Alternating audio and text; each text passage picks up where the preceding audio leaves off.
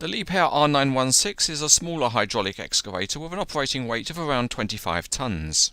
At the time of this review, it's not listed as a current product in the Liebherr catalogue. This model has been made in many different colours, and for this review we'll look at two versions. Model 68515 is in the colours of Kristen, and Model 68518 is in the colours of Keybag. Both are Swiss companies.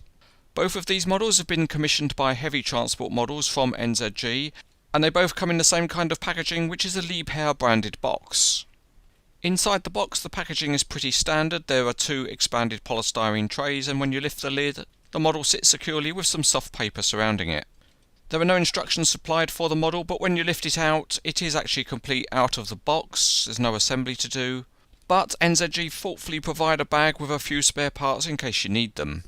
The only other packaging to remove is a couple of elastic bands which are used to secure the tracks while the model's in the box. There's also some masking tape which is used to keep the pins in place that secure the bucket.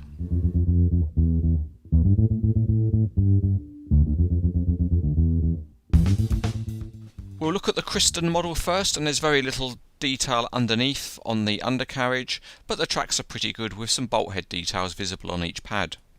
The track frames are fine, they don't have any moving rollers, but the sprocket is nicely detailed. The cab is one of the strong points on the model. There's good exterior detail in terms of aerials, mirrors and wipers, and the tinted windows have realistic looking seals. The Kristen paint scheme is really striking with some very good graphics, including a very small warning sign. And the curved shape of the counterweight is modelled very well. On the opposite side of the body, the casting delineates the panel details. There are mirrors and metal handrails at the front, and there's plenty of hydraulic hoses at the boom foot. There are also pleasing details formed on the top of the body.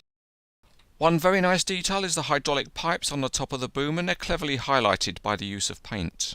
This great detail is continued by the use of very thin hydraulic hoses on the boom and stick.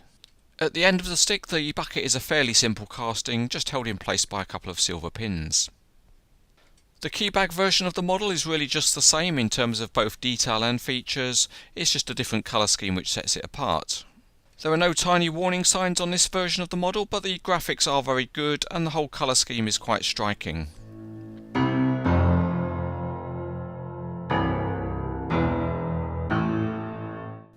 To start the look of the features, we'll give the crawler tracks a run out, and they're way too stiff to work on a smooth surface, and in fact they don't roll even on a rough surface. Now that's probably partly due to the fact that when the model is new, the paint probably stiffens it all up a bit. But even having said that, the crawler tracks really are very stiff. You can turn them by hand, but they're not in any sense free rolling. Things are rather better in terms of rotating the body. That's a very smooth mechanism and works well. And if we move on to the main excavator functions, they also perform very well. The cylinders are quite stiff, so you can pose them at any angle and they will keep their pose. The machine can be posed to reach up quite high, or you can fold it right down into a smaller size, perhaps for transport. Another interesting possibility, if you've got the right kind of display set up, is to show the model digging below itself, perhaps in a deep trench or perched on a stockpile.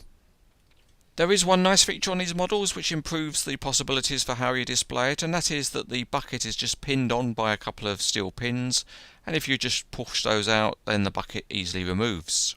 And in fact that gives another option, which is to pin the bucket actually facing forward like a mini face shovel.